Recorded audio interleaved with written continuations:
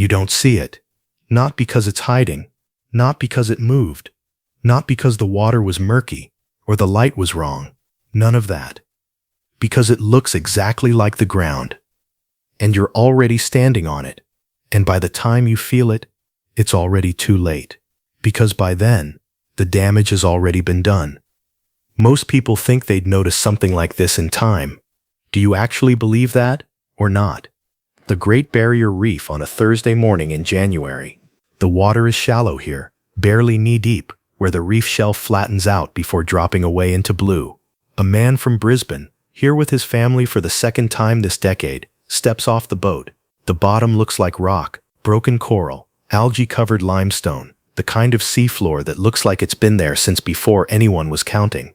He's not looking down. Most people don't. That's the mistake. He doesn't need to. He's done this before. Been here. Walked this exact kind of ground. That's what makes it dangerous. His foot comes down on something that doesn't feel like rock. Not soft. Not yielding. Just wrong. Off somehow. A fraction of a second of wrong before the contact happens. And then he reacts in a way his wife has never seen before. Because the sensation doesn't build gradually. It hits instantly. Overwhelming and impossible to ignore. Australia has a reputation that precedes itself. The eastern brown snake, responsible for more snakebite deaths than any other snake on the continent. The saltwater crocodile in the north, an animal that has been perfecting the same ambush strategy since the Cretaceous. The funnel web spider, the blue-ringed octopus, the cone snail. The list is long, and the list is real, and the list has been told so many times, it's become almost comfortable, almost a story with known characters and predictable beats. But the animal that sends more people to emergency rooms from reef encounters than anything else in Australian waters isn't on that list. It's not on anyone's list, because nobody thinks to put the ground on a list. And that's exactly why it works. Cynensia horrida, the reef stonefish, the most venomous fish on Earth. It doesn't swim past you. It doesn't chase. It doesn't announce itself with movement or color, or any of the signals that the brain is wired to read as danger. It sits on the bottom, in the shallows, in the exact environment where humans walk, where children play, where tourists step off boats and drag their feet through water that looks safe because it's only knee-deep and you can see the bottom. You can see the bottom, and that's why you trust it. But even if you were looking straight at it, you still wouldn't recognize it. Look at a photo of a stonefish for the first time, and something in the brain resists categorizing it as an animal. The texture is wrong for something alive. Lumpy, irregular, encrusted with what looks like algae and sediment. The color of wet rock, of dead coral, of the specific gray-brown palette of every reef shelf in the Indo-Pacific. It doesn't look like something built to move fast. Doesn't look like a fish, really. It's built for this, for being stepped on and surviving it. 13 dorsal spines, each one connected to a venom gland, each one designed to penetrate the sole of a foot under pressure. Each one capable of delivering a dose that the man from Brisbane is now fully aware of, because the pain arrived before the thought did. Not a sting. People say this every time. It's not a sting. It's something underneath the category of pain, something that immediately takes over your attention, leaving no room to focus on anything else. He's trying to get back to the boat. The water is only knee-deep. He can't walk. Most people try to pull their foot away instantly. That's the instinct, and that's exactly what increases the effect. And this is the part nobody expects. The venom is a complex protein that affects multiple systems in the body at the same time, not gradually, but all at once. The way a power surge doesn't choose which circuit to fry. A researcher in Townsville once described it like this. The cellular membrane becomes unstable, disrupting how the cell normally functions, and it doesn't stay in one place. It moves through the blood, reaching muscle, reaching nerve, reaching the tissue around the heart. The man from Brisbane is 39 years old. He doesn't know any of this yet. He just knows he needs to get out of the water. And he doesn't realize yet. The worst part hasn't even started. Here's where everything people think they know about stonefish breaks down entirely. The spine doesn't break off. The animal doesn't die after envenomation. It doesn't sacrifice itself the way a bee does. Doesn't exhaust its venom in a single encounter and become harmless. The spines retract. The glands reload. And the stonefish settles back into the reef floor exactly as it was before. And then it just settles back down, and the next person won't see it either. They never do. They step anyway. And this is where the geometry of the danger becomes something different. Because the stonefish isn't lying in the deep water. It isn't in the channels where boats navigate, or the open ocean where swimmers cross. It's in the margins, the edges, the knee-deep water where the reef meets the tourist infrastructure, where the boat tours stop, where the families wade in with underwater cameras and children in floaties, and grandparents who move slowly and don't always look down.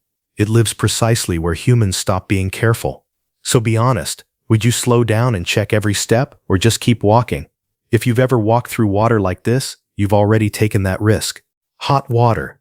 This is the treatment. Because without it, the pain doesn't stay in your foot. It spreads.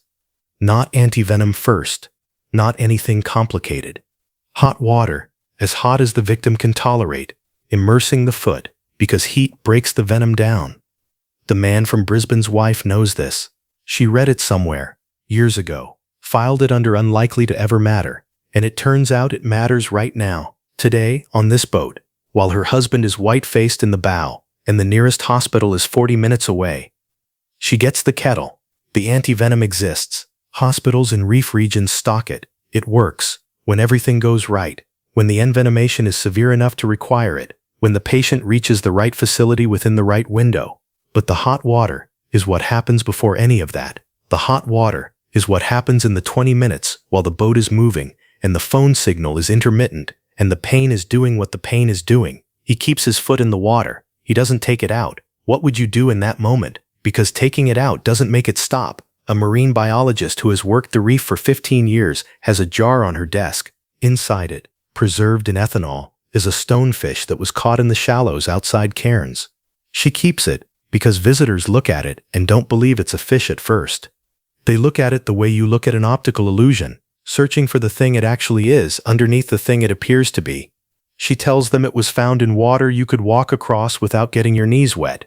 She tells them that before it was caught, it had been lying in that spot for an estimated 3 to 4 hours without moving.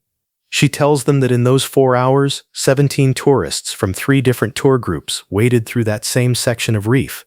They missed it by on average less than a meter. She watches their faces when they hear that, the specific recalibration that happens.